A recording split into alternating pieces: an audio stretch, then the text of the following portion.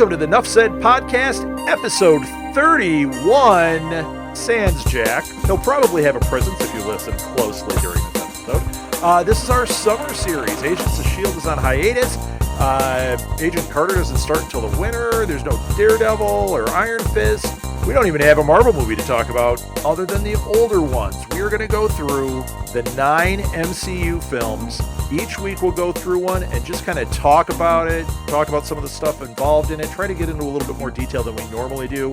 Chances are we will go off the rails and end up talking about My Little Pony or something. That's just how it happens. So, since Jack is not here, we have a couple of new co-hosts with us. One of them you're familiar with, one you're not. Let's start with the familiar one. I'm rambunctious Rob Southgate. With me is... Jabbing Jonathan Bell. Jabbing Jonathan Bell. Yes. Jonathan has been on before. You've heard him on our Wolverine and our Spider-Man podcast. He is kind of our third guy that's not on every week, but he will be on all summer with us. And our third guy, I'm so excited to have a new co-host. First time we've talked. You want to introduce yourself or you want me to introduce you? No, I can do it. I just don't have a cool little, this I know, is... it's so hard to come up with an A word. Yeah, how about appling? Appling? Yeah. Oh, how about ever after loving? Oh man, yes, yeah. That's right. Oh, that's coming back to bite me more ways than one, huh? Oh yeah, I listened to your show, buddy. So go ahead and introduce yourself. Well, I guess this is Awesome Alil from the League of Geeks podcast. League of Geeks, yeah, that's a really good show. It's not on our network; it's on a different network. Do you guys have a network name, or is it just League of Geeks? Just League of Geeks. We're just our own independent little group of guys. Yeah, it's a great show. I love listening to it. For people that listen to our shows, it's kind of like a geeked out version of Input Junkie. So it focuses more on, like, you guys talk about toys and comics and movies and TV shows, and it's all geek culture stuff, right? Yeah, it's everything you can imagine. I mean, we even talk about sports, at times. I mean, we go off on that's when I usually all turn over it the off. place, so yeah. I usually turn it off there because I go, what's this sports they speak of? I hear you. Although I did used to collect some of those, I think, didn't McFarlane make some baseball players and football players? I have the McFarlane, I have their Slapshot figures, which were awesome. So, I mean, my sports stuff is usually just toys.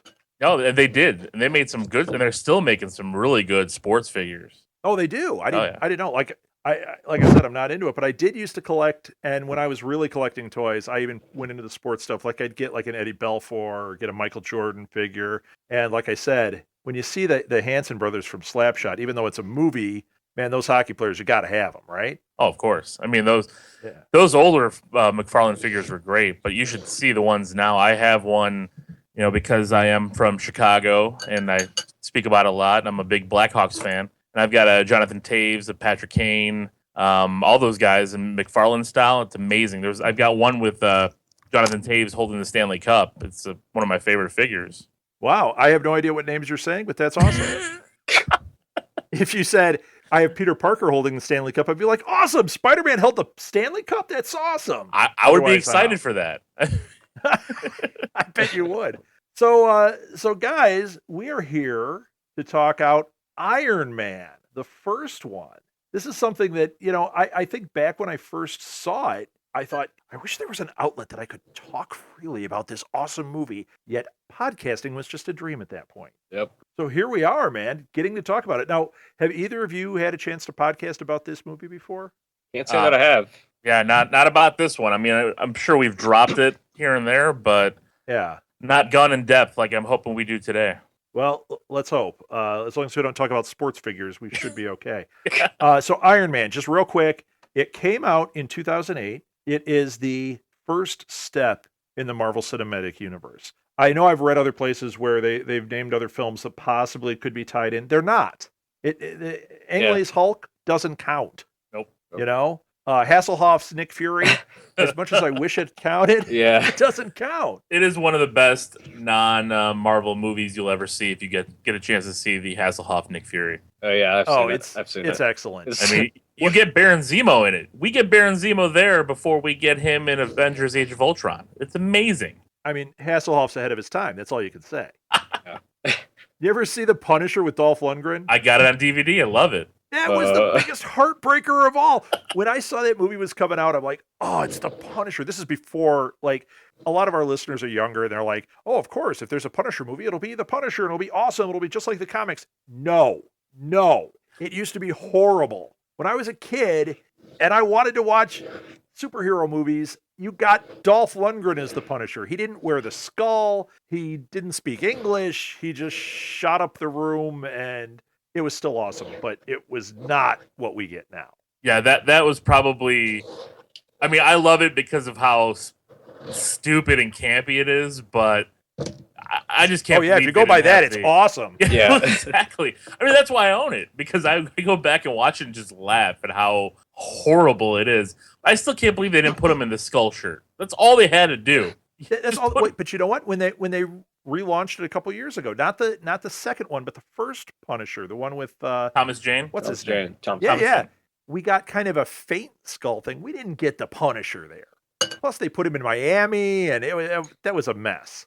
That was like the Daredevil era, when they were just kind of trying to get it wrong. Well, speaking of that, with Iron Man, they almost did it wrong.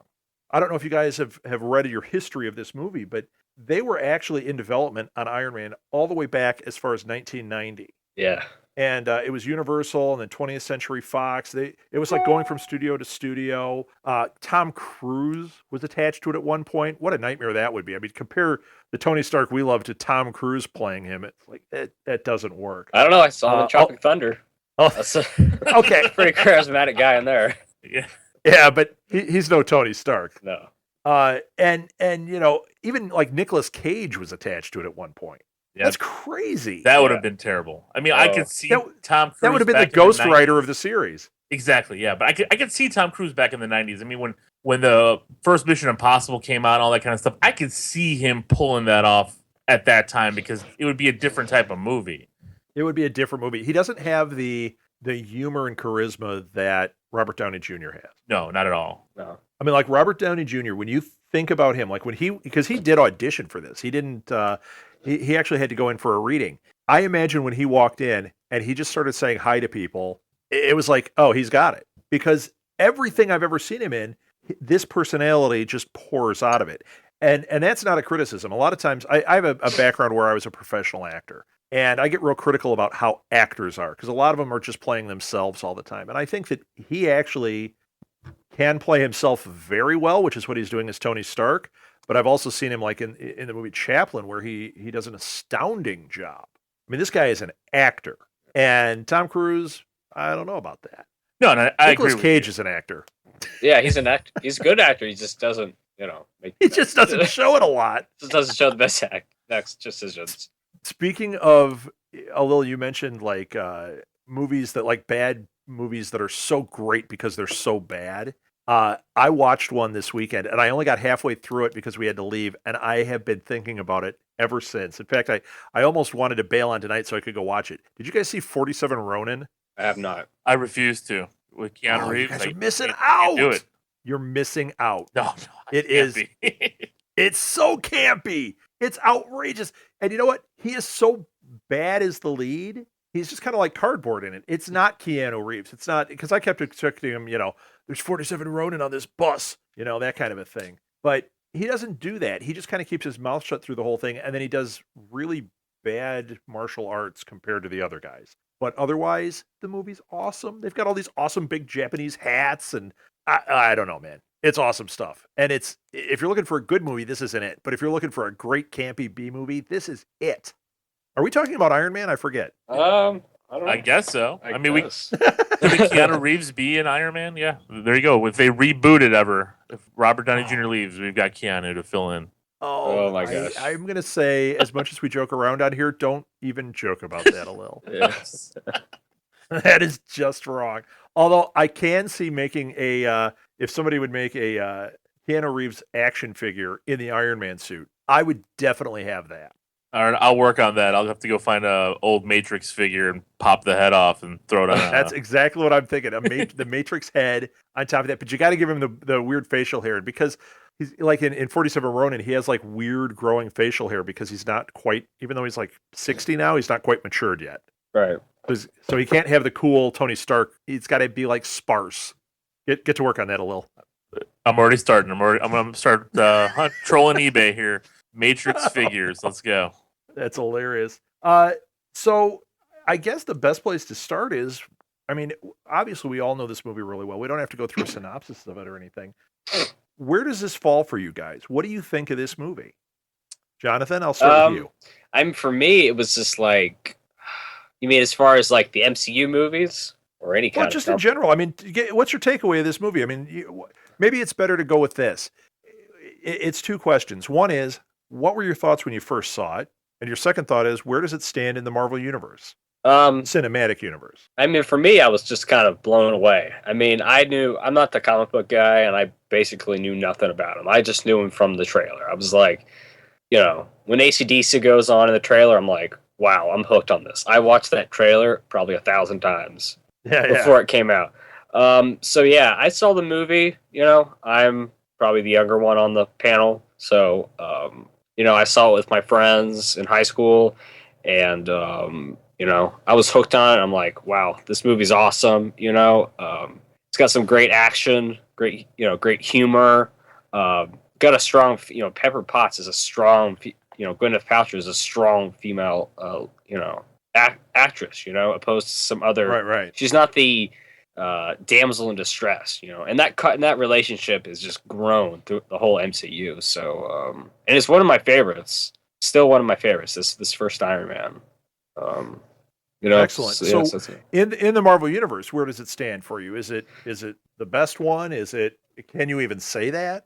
It's hard for me. I mean, for me, I guess before the Winter Soldier, I kind of went back and forth between it and the Avengers.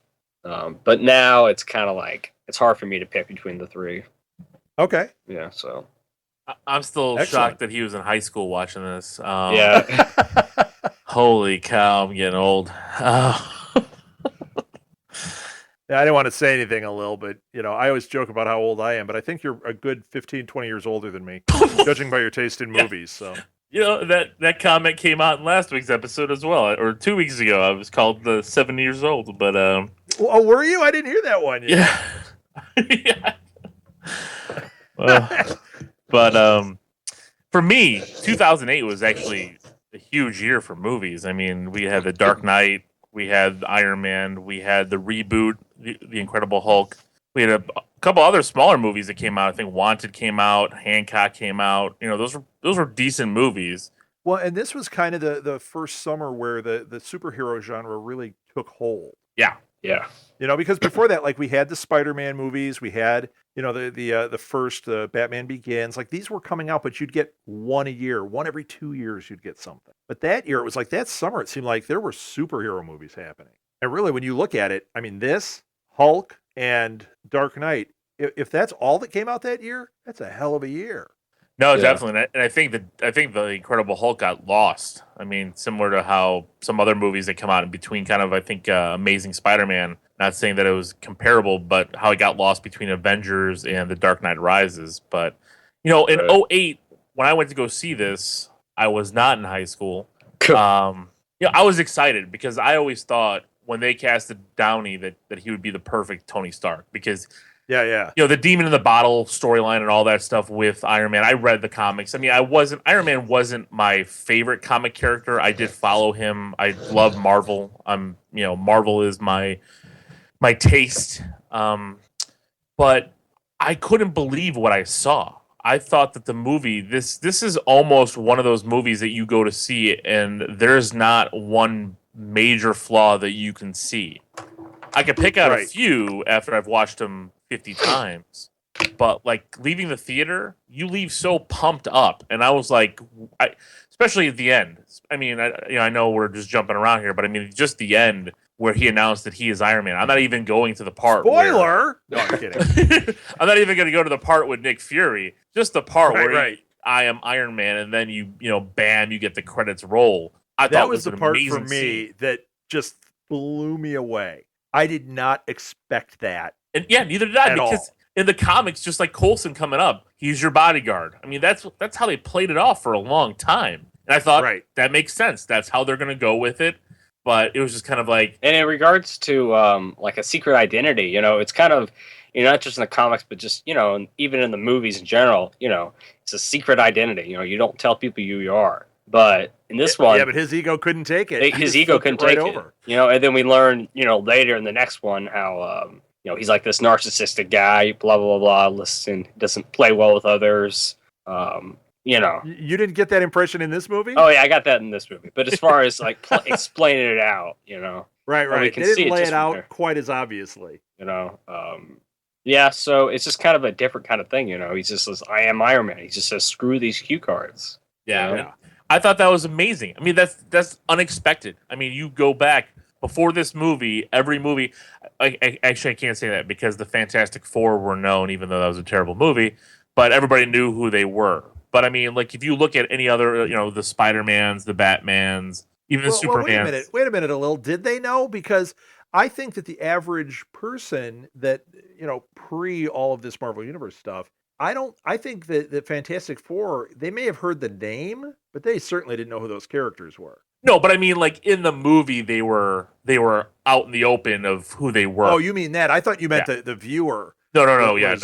Knew who they were because Iron Man was considered second tier, and so I would say Fantastic Four would be too to the average person. That's what I was going. Yeah, no, you're talking about like publicly. Yeah, like publicly, Yeah. like in the movie. That because like going off of what Jonathan was saying is just like the secret identity was such a huge thing. I mean, Spider-Man. I mean, one of the biggest scenes in the first Sam Raimi Spider-Man was when the upside down kiss with the mask kind of half off. Her trying to figure out who he is, Batman, and figure out who he is.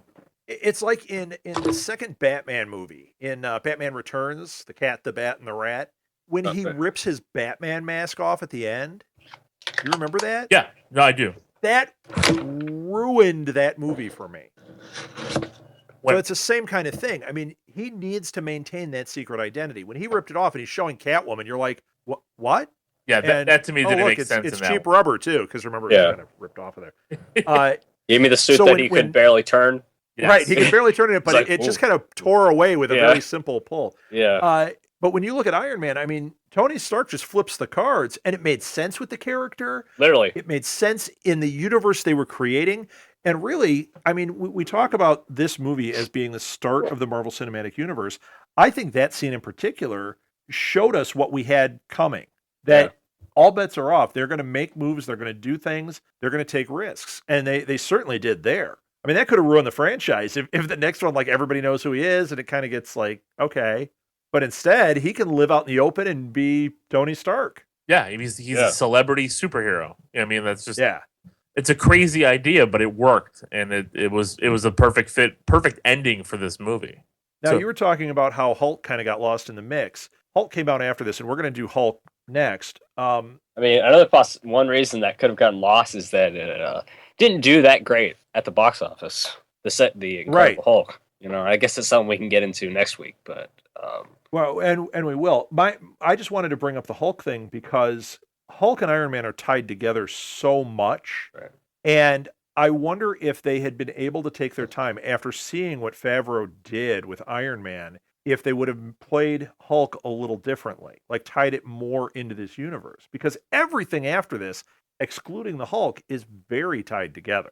Right. I think they tied it in a bit. I mean, there is scenes where the military is using Stark Industry equipment. There's, the end scene that they threw in right after Iron Man exploded the opening weekend that they had Downey shoot for them, where Downey walks into the bar with General Ross. Yeah. I mean, I think there's hints. I think the thing is the only way that this would have happened is if they would have waited at least a year or two to do this. That's Hulk. what I'm saying. I wonder if it would have been different, if Hulk would have been as important, because now we've seen how Hulk is played in this universe, really tied in with Avengers, and everyone wants a Hulk movie. Yeah. By everyone, I mean me. Well, they're getting one. Please give me a Hulk movie. You're getting it. They just announced. Yeah, I know. Mark rumors. Ruffalo was saying that they're looking at doing it. Right. I mean, who's really surprised by that, right? Well, they signed Ruffalo to 8 pictures. I mean, they're not going to. He's not going to be in 8 Avengers movies. So. 8 Avengers movies. He'll be the geriatric Hulk. I mean, at that point, it'll be Hulk stand, very wobbly. That'll be it. So it was only time. I figured it'd be a Phase 3 movie. It just would have made sense because I think again we're going now into Avengers, but I think how this all played out for the Hulk worked better than it would have if they waited. Made a great Hulk movie. I think his character in the Avengers is what kind of took that movie to the next level. And I think if we've already got like a really great Hulk movie, or even like a movie on par with Thor and Cap, the first Avenger, then would we have lost that? Maybe, right. because a lot of people would have had the same impact. Because here he didn't have a lot of screen time, but it was super impactful. Exactly, yeah. Right. And a lot of people didn't go see the Edward Norton Hulk. I mean, even DVD sales and all that stuff. I mean, I've seen it again tons of times, but right. It was a movie that, like, you're right, it could fall out of the MCU and nobody would miss a beat. But you still get that, and you still get that little fun movie. I compare this Incredible Hulk movie to another really, I don't want to say bad movie, but a knee-jerk reaction by a studio is in Superman Returns.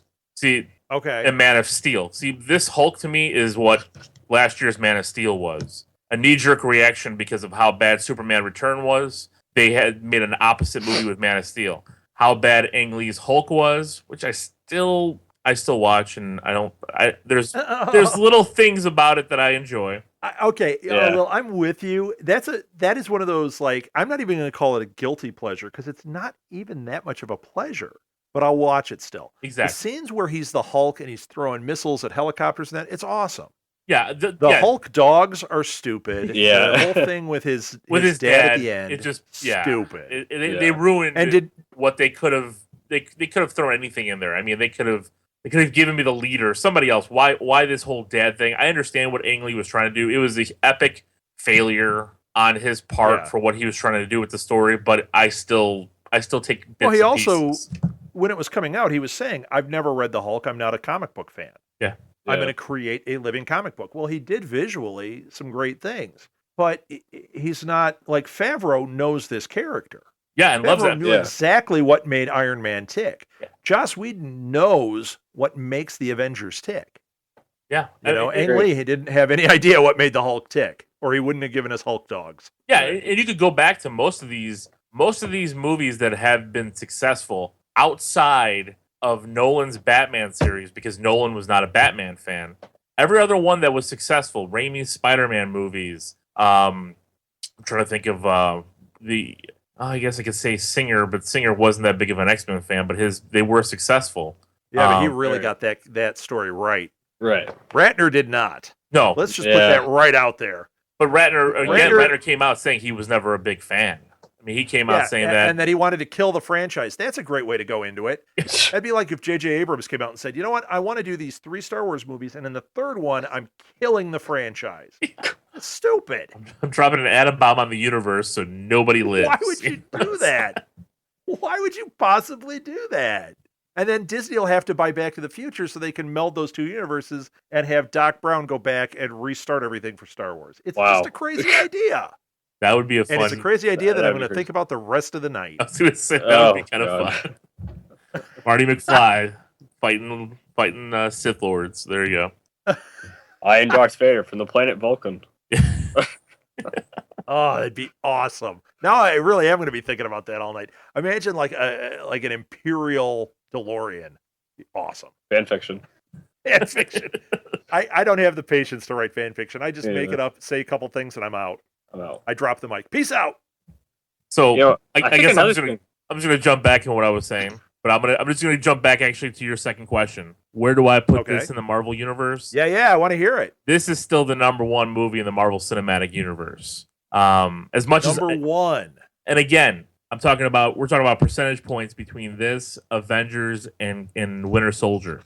Those 3 are so high on my list of even all-time movies that it's ridiculous. But this one, I think, gets that extra bump because it was the grandfather. It was Robert Downey Jr. at his best. He has not played Tony Stark better than he has in this movie. No, he's almost done a caricature of Tony Stark since then, although I could watch it all day. Exactly. So it's not a criticism. 60% of But yeah, when he created this character in the first Iron Man, he really built something.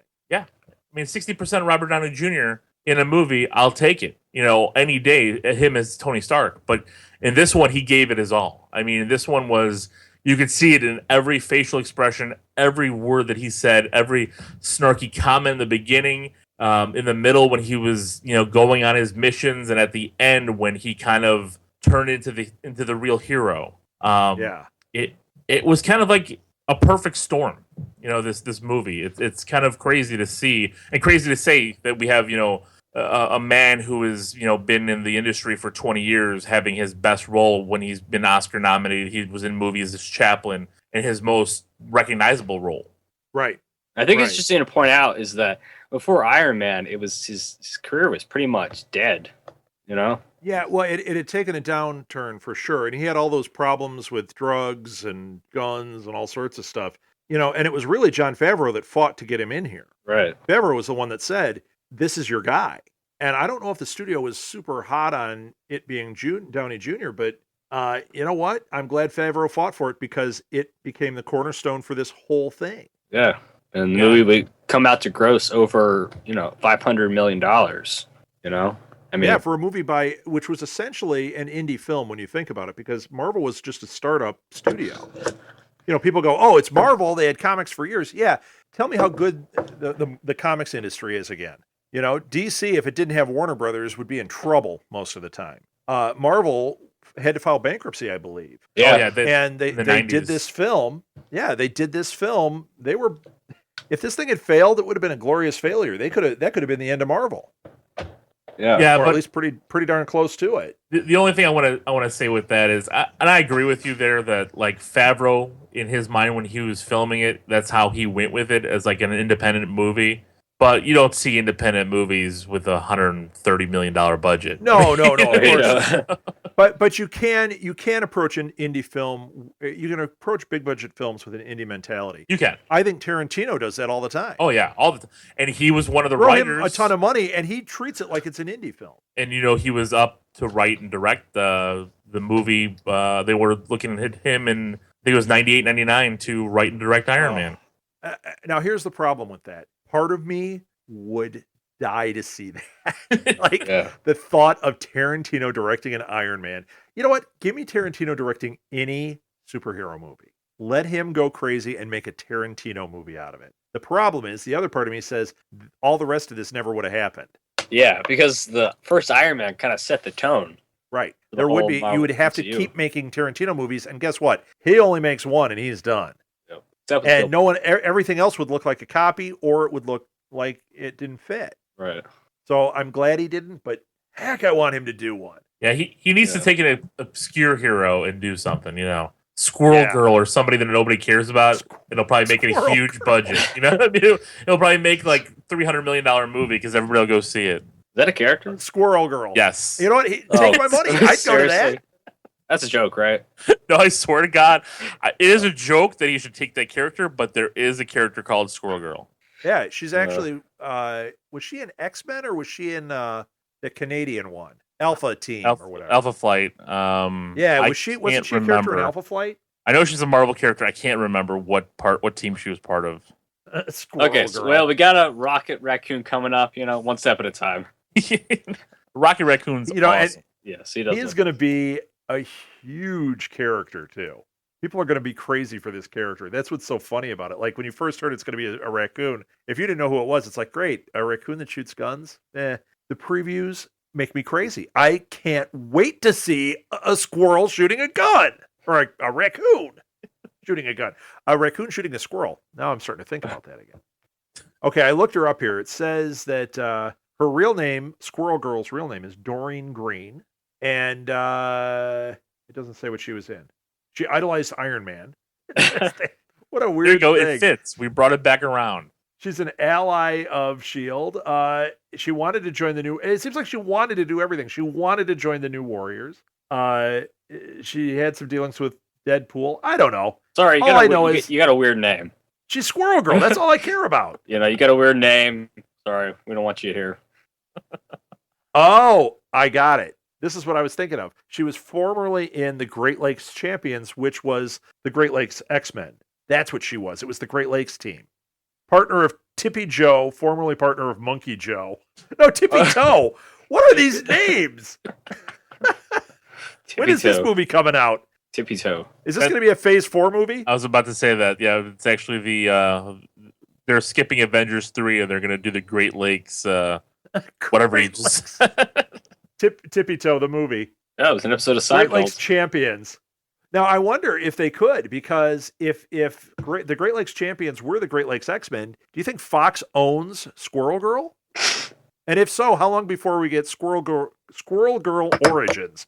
That is a hard one to say. Wow. Well, Fox will screw that Did up. you just for say sure. no? It's official. No. Ugh. Oh, I really do want to see the Great Lakes Avengers now. That sounds awesome. I'm totally in. This stupid Marvel, I love everything they do. Even that Hasselhoff movie. Did you guys ever see those like Bollywood movies where they have like Spider-Man and Superman in one movie? They're Turkish. The Turkish movies. Turkish. Yeah. Yeah, they're Turkish. How long till we get a big budget version of that? Never. That'd be awesome. Never. It's never gonna happen. Superman and Spider-Man just start dancing in the sky. It's just great. I bet Robert Downey Jr. would cameo if you paid him enough. I think he Oh, would yeah. do it for free just to see that. I think he would. So, okay, let's talk about back to our movie that we were talking about. So, another thing that's really amazing. I mean, Jon Favreau's a great director, and it was really, a perfect choice. We've talked about, how great it is having, Robert Downey Jr. praise, and Gwyneth Paltrow. A lot of people bust on her as Pepper Potts. I actually like her as Pepper Potts. Yeah, she's great. Yeah, and she's not one that I like. If I see she's in something, I don't think, oh, I got to see that. But I really like her as Pepper, as opposed to the one that played Mary Jane in the Raimi Spider-Mans. By the time the third one came, I couldn't stand looking at her anymore. Kristen Dunst. I don't like that one. Yeah, Kirsten Dunst. But Gwyneth Paltrow, I actually really like her as Pepper Potts. Yeah. But the casting that I want to point out here that I think most people don't talk about was the amazing casting of Jeff Bridges. Oh yeah. Oh yeah. I mean, now originally we were talking about how this could have been really bad originally. One of the original versions, Stan Lee was involved in the writing of, and he had Iron Man fighting MODOK. That would be terrible. Yeah, well, people keep saying, when is this going to happen? When are we going to see MODOK? I don't know if we want to. That's a giant head on a chair. I don't know if that's going to work. Yeah, and it wouldn't have worked back when Stanley wrote the Oh, script. can you In imagine? 98, this would have been terrible. Like, the effects would have looked like the Ninja Turtle movies. oh yeah, it would have been puppets. It would Yeah, have been like a big fantastic. rubber head with little arms. I can't see this character. I'm looking at him right now. I can't see Even him. worse than the Ninja Turtles. I'll tell you exactly what it would have looked like. You ever see the movie, the Garbage Pail Kids movie? Yes, of course. I have not. Okay. That is the type of puppetry that would have made MODOK. That's what they would have done back then. And it would have been cutting edge. Or the Masters of the Universe. Remember they had the one little guy, the weird dwarf guy? That awful like puppetry. Like, we can't get Jim Henson, so we're going to get this other guy to do it. That's what they would have had. Oh yeah, I want to see MODOK down the road in some capacity, kind of like how Yeah, they just- did Zola in Cap 2. I like Right, that just because not looking like a Garbage Pail Kid. yeah, exactly. And I think they'll. I don't know. I want to see it, but I don't want to see it at the detriment of the movie. Right. You Right. know? Right. I think Well, we, and I think that's we have what to wait. I was going to say. As far as Guardians of ahead. the Galaxy go, I think to see how that's received, I think we'll kind of determine, are we going to get these weird characters like MODOK? Yeah. True. And that actually probably is a pretty good barometer of what they can get away with. Because we're going to see Thanos too. How is that going to look? Are people going to buy into a villain that looks like that? They better. People going to buy. I think into they it. will. I think Thanos is going to be awesome. But yeah, I mean, who knows? So another version that I was reading about we had the Stanley MODOK version, but another one, they were going to have Tony fighting Howard Stark, who is supposed to turn into War Machine. That sounds like nobody read the comic, they just saw the covers. I agree. that- I read that yeah. as well, and that would have been idiotic. I mean, doing something like that, you would have destroyed the Oh, it would have been MCU that we terrible. have today. Yeah, it just Yeah. makes no sense. And how do you go from that to the genius casting of Jeff Bridges and making him Obadiah Stane. And I thought he was perfect. Yeah, Oh, it agreed. was great. It was just like in Cap 2 when you had Robert Redford. I think Robert Redford was an amazing casting for that film. Same thing here. Jeff Bridges, he was believable when he turned. And if you watch, because I just watched the movie again the other day, and if you watch it from the beginning, it doesn't look like he actually turns. It looks like he's just wearing it on his sleeve the whole time. You just don't know he cut a deal with Raza. Yeah. No, and you're right. I mean, he played it so straight and so well that I wasn't expecting. I got a little bit of the dude out of him. I don't know if anybody, you know. You know what? Can he help that? No, because he's always going to be the dude. I mean, that's yeah. him. And that character was the perfect character. So no matter what he does, there's a little bit of dude in there. Even in like True Grit, there was a little tiny bit of dude in there. Yeah. I don't have a problem with that. No, I don't. And it was kind of funny because I go back and I'm looking at how he was here, and then going back to like Tron, and seeing that, because that's another kind of movie that, in a way, I kind of see some parallels with the technology and the Big Brother right. kind of thing. Yeah, it was perfect. Because it's like, yeah, I got a little bit of the dude, but the first time I saw it, I didn't think of that. I see it now after I've seen it, dozens of times. But the first time leaving that theater, I didn't think anything, about Jeff Bridges other than that was perfect. Yeah. Yeah, same here. Yeah. I agree. When he really changed up his look by doing the bald with the beard, like he really tried to separate himself from other roles he's done. And my impression of him watching it this last time, I was really watching his performance and going, he is just a corporate guy. He is just, he doesn't hide it. And when he has the opportunity to take over, yeah, he goes more than a normal corporate takeover. He tries to have Tony killed and, gets in a giant suit, but it's a Marvel movie. You got to expect that. I thought he was so honest as that character. I just ate it up. I mean, that was just a great villain. And when you look at these movies, I think that's one of the keys to the MCU working so well. It's not these overblown, weird cookie cutter villains. Although we haven't gotten to Iron Man 2 yet. Yeah. Oh man. No, but you're right. I mean, even with Iron Man 2, but you're right, the entire MCU, they pick the right villains. I mean, and I'm going to be honest, the only misstep I think they took was in Thor with Loki, because I think he wasn't bad enough, but we'll get to that when we get to Thor. Yeah. But you're right. right. I mean, to talk about with Loki. Huh? I said I have a lot to talk about with Loki, so that'll be fun. But, if they threw the Mandarin in this movie like how they initially wanted, I don't think we would have gotten this perfect movie. Exactly. I think people would have thought of, because we wouldn't have gotten the Mandarin like we would have gotten Trevor in Iron Man 3. I think we would have gotten a real kind of safe play on it, which I don't know if it would have been right for that movie when the real focus in this movie is Tony Stark, which is in complete contrast with the movie that came out in the same year with The Dark Knight. That movie was not about the hero. The Joker. Exactly. Yeah. And that's what everybody's like, oh, it's one of the best comic movies. Yeah, it was great. You know what? But I don't remember Batman in that movie at all. I remember the Joker. By the time you get to the third Batman movie, he's only in it for like 15 minutes. Yeah, exactly. Right. So, this is not a Batman podcast, so I'm not going to go into that. I did love those movies, but this is why I think this movie is done so well, because we don't get a short story with the villain. The villain's always been there. He's there in the background. Well, you know what? That's a good guy. point. He's the father figure. He's odd, but we kind of see him sleeking around. Well, he knew Tony's dad. You know what? That's a really good point, though, because that is kind of an overarching theme. Now that we've gotten through Cap 2 and this season of S.H.I.E.L.D., this is an overarching theme. The bad guy has always been there. Yeah. There in front of you. Here's my one miss with this movie. What I think that would have given me a little bit more with Obadiah. Wait, what? I'm sorry. I said I think I'm keeping score. Didn't you already say you had a miss on this movie? I'm pretty. No, that was your miss with the MCU. That's right. Okay. My miss. Just keeping you straight there, Alil. My miss here is I think that they should have tied in Howard's death to Obadiah. Yeah, the Howard thing was kind of there, but not really. And I think in the second movie, bringing Howard into it a little bit more was key.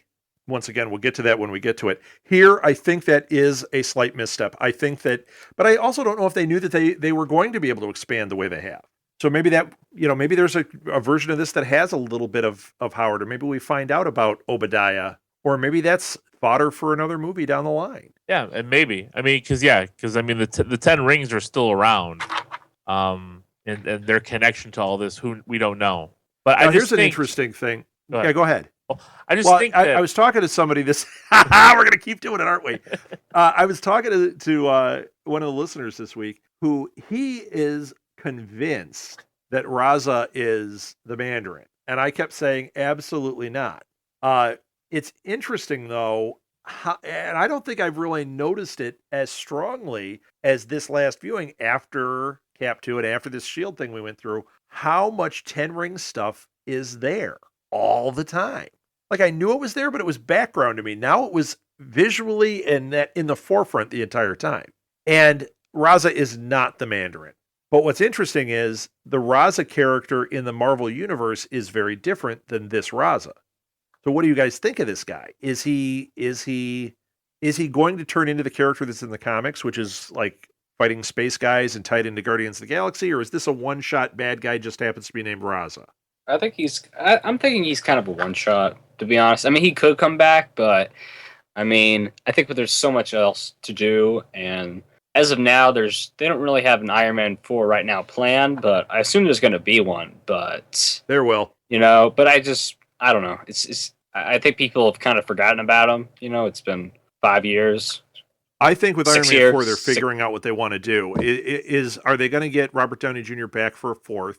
That might be something that he waits to see how he does through Avengers 2. Will he have a desire to do that, or will he just finish out his contract with Avengers 3 and be done? Because I don't think there'd be an Iron Man 4 on the slate for the third phase unless they go to 3 movies a year.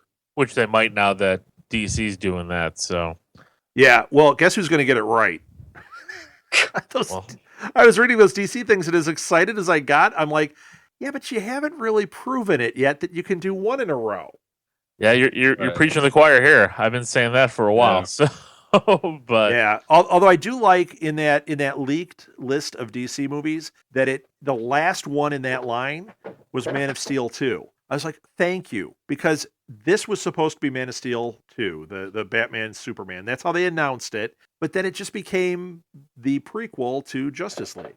And it's been building momentum as that. So now it's not a Batman versus Superman movie. It's the prequel to the Justice League, and Man of Steel 2 will happen further down the line. I'm happy about that, but I'm a little nervous. A little nervous about their choices. Well, I mean, they don't want to copy Marvel. I think that's what they're going with here. That they don't want to do that. And I'm looking at this movie, Batman Superman, as a Batman kickoff movie. I think this is going to be more about Batman than Superman. For those 2 years. I think one thing that's great about Marvel Studios is that they only have Marvel stuff. Unlike Warner Brothers, DC, they have so many other movies to do. Yeah, you know what I mean. Well, like they've got Sandman on there. Sandman, unless they're doing the 1930s Sandman, which they're not. How are they going to tie in the Sandman, Neil Gaiman's Sandman, into their universe? It's kind of a standalone thing. Yeah, there's and if they do tie it in, I'm going to be disappointed. They can't tie. Well, there were superheroes in the Sandman storyline. So do you think they'll bleed it over? I don't know. It gives me bad feels. You know what I mean? A little nervous about it. Yeah, considering how big Warner Brothers is, I just don't kind of see it being similar to like Marvel Studios. Right? Because Warner Brothers, so they have so many other movies coming out in a year that I agree that there could be some improvement, but to be on the same level of Marvel Studios, I just don't really see that. Yeah, although let's hope we're all eating our words and we have 2 amazing superhero companies just pumping them out. Yeah, I agree. And then they start pumping out the Star Wars movies, and then we start getting, some of the other things that would make me crazy happy. Like a Last Starfighter reboot. Buckaroo Banzai! Give us like 6 movies of Buckaroo Banzai. I'd be so happy. I don't know if I'd be that happy. But oh, cut it out, Alil. Never saw it. Oh, no. I know how Alil would like it. Drew Barrymore is going to be in it. There you go. I'm all about it. Then. And Yeah. It's going to be Buckaroo Banzai with Drew Barrymore and Julia Roberts. Perfect for you, Will. Done. All about the romantic Done. comedies. Rom-com, here I go. Rom-com. Well, you know what? Marvel does skate around with the different genres. Are they going to do a rom-com at some point? You know what they could do that with? Actually, now that I'm joking, but I'm not. They could actually, if they get to the Hawkeye movie and base it off of the series, they could turn that somewhat into the rom-com type thing. Because, I mean, think about it. He owns an apartment building. He's got all these interpersonal issues and everything. It could be very much like About a Boy, only at the end of the day, rather than sitting and being a slacker, he goes out and shoots arrows at people. Could happen. I doubt they go that Yeah, way. but Yeah, I have to go. I have to go with the Lil. I have to go with the Lil on that. Yeah, I mean, I think there's a lot of places they'll go, but Wait till you eat your words. yeah. I mean, if I would see any of them, I might have seen Ant-Man do that just because of who they casted. What's up with Paul Rudd. Ant-Man? What's up with Ant-Man? How they keep going this comedy route? The books aren't really funny. Yeah, see, that's what I was kind of wondering about. I don't know anything about Ant-Man. And I like obviously Edgar Wright is amazing, and the fact that he's off, it's disappointing, but at the same time I go, you know what, I don't think that's a killer. I think they could plug somebody in there, but it seems like everyone they're looking at is a big comedy person, and that's got me a little nervous because Avengers is funny, but it's not a comedy. Yeah, but Winter Soldier had the Russos, who are TV comedy writers and directors. Sure. And look what they did. And they did an amazing job. I don't think that. I think they wanted But comedy. why are they only going towards comedy people? Yeah. Well, because you have Paul Rudd. I mean, I think they want to utilize him like they utilized Downey in that sense. You had Favreau who did great movies like Made and Swingers and those kind of movies where you had that comedy with Vince Vaughn and everything, but yet he was still cool. And with Paul Rudd in this role, I think they want to kind of give him some of that appeal, some of that charm, that quirkiness that he can do. Back up the truck and hire Jon Favreau. Well, Favreau could have directed a lot of these movies. I mean, yeah, and I'm sure that I'm drawing a blank here. You can tell I'm getting tired. I'm sure that Joss Whedon. Look at how long it took me to come up with that name. I'm sure that Joss Whedon has probably been approached of, is there a way you can fit this into your schedule? I don't know, man. I'm a little nervous. And everyone keeps saying, this could be Marvel's first failure. I don't think so. I think they're going to pull it off, and I think it's going to be awesome like everything. But until they settle on a director and it's official, this is what we're doing, I'm a little nervous. And I'm definitely nervous about this comedy thing. I hope you're right. I hope that they're just going for that to put that energy and flavor on it. But what if it ends up becoming Scary Movie, the Marvel movie? What if that's the genre they go for? well, God. I haven't seen any of those movies. You're so lucky. Any of those movies that has the word movie in them, I have not seen. I've probably seen them all. You probably have them on Blu-ray, don't you, Will? No. I think I own the first Scary Movie, but that's about it. Yeah. Yeah, that one was funny when I saw it originally. I mean, it's not really worth a second watch for me, but I thought it was funny. Yeah, it doesn't And hold after up. that, no. And when you get to the second one, that second one is the worst pile of garbage ever. Yeah, it was pretty Yeah. bad. How do you have somebody? I can't think of his name either. Forget it. I'm not even going to go there because I can't remember anybody's name. I'm starting to get tired. So let's go back to Iron Man. We've gotten way off track here. So are there other points you guys wanted to talk about? Other things you wanted to talk about with this movie? Yeah, I've got something that I don't know if you guys know this, but Terrence Howard, who was in the movie, he was actually the first actor cast for the role of Rhodey. Right. Not for Rhodey, I'm sorry, but cast in the movie, period. And he was actually the highest paid actor in the movie. What? Yeah, he made $5 Really? million for the movie. I think Wow, they no signed wonder he Downey bailed for after like, that. I think Downey was $1.5 million because they couldn't get him insured. Wow. And I think that might explain Why Terrence that. Howard though? Well, because he was coming did off you guys Hustle and think- Flow. He was coming off quite a few hits. I mean, Did you find him to be fantastic in this role? No, No. but I mean, I guess I would have guessed maybe Jeff Bridges would have been higher paid, but I guess I can kind of see Terrence Howard being the biggest. I don't know. Wow, I'm really surprised by that. Yeah, he And especially when he's replaced by Don Cheadle. Now, Don Cheadle, I think, is just he's a great actor, and I love him in that role. Yeah, I'm kind of So glad he got replaced. But I think one thing to be noted is that you don't play ball with Marvel in terms of negotiating money. You know what I mean? If you don't fit the bill, they will replace you. Right, You know what I mean?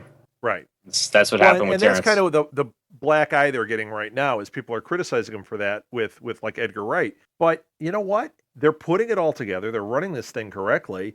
It's their project. I can't blame them. And in this case, I think they made the right move. Yeah, definitely agreed on that. well, they haven't really missed doing any of this. I mean, they did this with the Thor, the Dark World director. They did this with Edward Norton. I mean, they play hardball. Yeah, and Edward Norton, I mean, I really liked him in that role, but they certainly didn't, make a misstep by getting Mark Ruffalo. No, not at all. I mean, I think he was Improved. great as the Hulk. I don't know if I'd say improvement. I'd say different. It's like it really feels to me like a good actor took over for a good actor. I Yeah. just wish that we had gotten. I wish they had done it earlier, so we could have had like younger Steve Buscemi playing Bruce Banner. Because every time I see the old comics, I'm like, that is Steve Buscemi. He would have been awesome in that. Steve Buscemi. Oh my It took you long enough. God. I'm sorry. I'm trying to hold it back, but Are you on a delay over there, a little? You're still hunting for toys. I can tell. I am. I'm trying to find you that the You're Keanu looking Reeves for a head. Steve Buscemi toy. How do I get one of these? Yeah, now that I'm gonna have to make the Steve Buscemi Incredible Hulk transformation figure. Oh, that would be amazing. That would be amazing. No, so what I was saying about Terrence Howard, getting back to Terrence Howard, yeah, and the thing is on top of Favreau, he also pushed the studio for Robert Downey Jr. Terrence Howard did. Yeah, he really did. I mean, because at that Oh. point he was like the marquee name. Because, like I said, he was coming off a lot of big roles, a lot of big money making things. I mean, Hustle and Flow. I think Get Rich and Die Trying, Four Brothers. I mean, he was in a lot of things that were coming out at that point Right. that made a lot of money for him in that era. And he was seen as like the next big thing. And then when Favreau casted him as Rhodey, they knew that they were gonna do, and that's why there's that little War Machine. You could Yeah. tell. I knew right away they were going towards War Machine as soon as I saw who it was. yeah, and that's another reason why Favreau casted him, because he said he saw Rhodey and War Machine in him right when he came in to read for the part. So Yeah, I could see that. Although, once again, Don Cheadle, he's awesome as War Machine. Yeah. I buy him as that character. We'll get into him. I like him a lot. I think that's perfect casting there. Great. I think Don Cheadle is a little more lively. I think Terrence Howard I think he's serviceable, but at times he's a bit cardboard at times. Yeah, maybe it's a yeah. little harsh, but I think What he if works. they had got Nicolas Cage to play Rhodey? I can't even get that one out without Oh laughing. my gosh. He's a little more lively. Yeah. But I do like this kind of interaction between, Rhodey having to wait. It's kind of a funny where, it's my plane, so why would it leaves when I leave? And you have him sitting here I waited for you for 3 hours. And that always kind of made me kind of laugh, Yeah. just this kind of like constant tension of, Rhodey being the kind of responsible one, taking. I did like how that all played out too, and like even when Tony was flying the suit around, and he's like, "It's me up here," the way that Rhodey was responding to all that, I thought their interaction was excellent. Yeah. yeah, and it was telling. I mean, I wish I got a little bit more of Terrence Howard in this movie, but it was telling when it was kind of that scene before Tony went to Gomera where he came to Rhodey at the Air Force Base, and he said he's got something big that he's working on, and he wants him involved, because it kind of seemed to me that he wanted him to be in the suit instead of himself. Right. And I thought that was really Yeah, interesting. because he's physical and he's a military guy, and I could see that. Exactly, but then then he kind of shoot him away when he's like, no, I'm not making weapons, but technically I am making a weapon. Yeah, technically I'm doing something. Technically, it's the be all end all of weapons, Yeah. But yeah, I mean, I I didn't mind his character. I do like Don Cheadle better in the role, and we'll get to it in the next two movies. But Yeah, well, if we continue this on into Avengers 2, we'll be talking about him there too, because he's in Avengers 2. I just heard. yeah, he is, and so is Anthony Mackie. I heard. So And Agent Triplet, from Triplet. Agents of Shield has been spotted there. yep, that's exciting. Yeah, it is. All right, anything else? Agent Coulson. Oh, we missed a big one, Yes. especially for this podcast. Yeah, Agent Coulson, looking like he's about 12 in this. Yeah. I really enjoyed him. I love how he kept giving, instead of using the acronym, he kept spelling it all out. And she'd go, "That's a mouthful." He's like, "We're working on it." Now, did you guys get it the first time you saw it? I mean, if you remember the first Oh, time. I knew what it was immediately. I didn't. I didn't know Okay. who Coulson was, but I knew Yeah. what that was. As soon as he started saying the name, I'm like, "Oh, he's Shield. Oh, they're like doing Avengers Easter eggs here." That's what I thought too. I thought it was Easter eggs until, of course, we get the end. I mean, Yeah. which we don't get that kind of secret anymore. I mean, you know, every ending of every movie now before they even 2 months before yeah. the movie premieres. Yeah. But I did. You know, I I'll tell did you love something Coulson. disappointing though. Like I love those one shots, and for Captain America 2, they're not putting a one shot on the disc. Yeah, I heard that as well. It's kind of disappointing. So as much as we enjoy those little after credit things, not having a one shot, that's kind of painful. I was really looking forward to the next one because those I think have gotten better and better. Although there's a lot of people that don't like that Mandarin one. I happen to like it a lot. Yeah, I liked it too. I mean, I understand why people didn't like it because they're still pissed about Iron Man 3, and I'm sure we'll get to it. But I liked it because I still like Trevor. I still like the Hey, character. It makes spoiler! me laugh. I'm not pissed about Iron Man 3. Spoiler. Yeah, neither. We'll get there. Yeah. So Yeah, so Agent Coulson. Yeah, that was actually something that on this watch, I haven't watched this movie since I was been podcasting Agents of Shield. And I was really drawn into Agent Coulson this whole time because we're so familiar with him now. And once again, Favreau was really good at planting those seeds. I just kind of wish that one of the agents in the background had been somebody we recognized. You know how he was walking around with all those agents? yeah, somebody. You know, if somebody, Melinda May had been there, it would have been like, "Oh, awesome." But I'm sure they had no idea at that point about a TV show, you Yeah. know? Heck, they tried to kill Coulson off. Yeah. Spoiler, he's not dead. Yes. If you've been listening to this podcast, you don't know he's not dead. Go back. Yeah, should we give a spoiler warning for Iron Man? Uh, Just like the spoiler Well, warnings for Back to the Future and all those other movies that we're ruining for Yeah. everybody else. Yeah. That's right. Oh, we're just going to ruin and spoil and destroy. We're worse than Michael Bay. We're ruining your childhood right here. Vader is Luke's father. Oh my. Oh, wait, I haven't seen that one yet. So I'm going to wrap it up because I think we could talk all night, and we got another one of these to do next week. So that's it. Thank you for listening to the Enough Said podcast. Let's get a little business out of the way. You can find all our past episodes of this and all of our podcasts at our website, which is www.southgatemediagroup.com.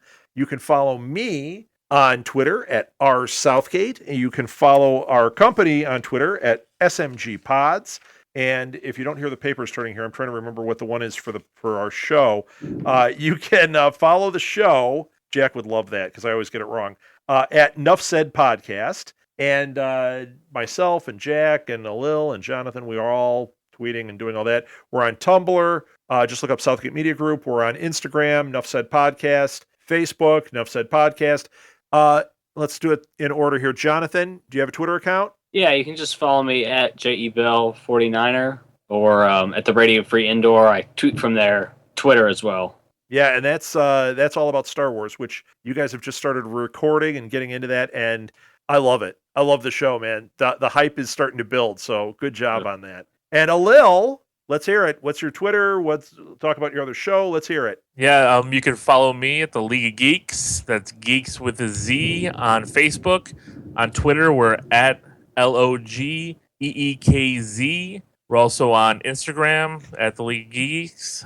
We have a website, theleagueofgeeks.com, and our podcast, the League of Geeks Podcast. We're on iTunes, Stitcher, and just about everywhere else you can download a podcast. So check us out. Yeah, what we always say is we're on iTunes, we're on Stitcher, we're on Podbean and Zune and basically everywhere. If we're not there, and if League of Geeks isn't there, let us know and we'll get on that directory. Definitely. So that's the easy way to do it. And you can also download shows. Do you guys have download abilities on yours? Oh, we do. Yeah, we have it too. If you go to SoundCloud, I know for sure you can download there, and I believe you can download it on our website too. So that's it. Let's end it. Until next time, which is going to be a discussion of, is it the Incredible Hulk? What do they call this one? Yes, the Incredible The Hulk. Incredible Hulk. The Incredible Hulk. So next time we'll talk out the Incredible Hulk, not the Ang Lee version, the one that's soaked in green with a Lou Ferrigno cameo. Spoiler. Until next time, that's it. Thanks for listening, everybody. Enough said. Enough said. Enough said. If you would like to donate to help pay for this and other Southgate Media Group podcasts, simply go to our website, southgatemediagroup.com, and click on the donate button. It can be as little as $1 or, well, as much as you want. Help keep this fun going by supporting this and our other shows. Thanks again for listening, everyone. You're the best fans in the world.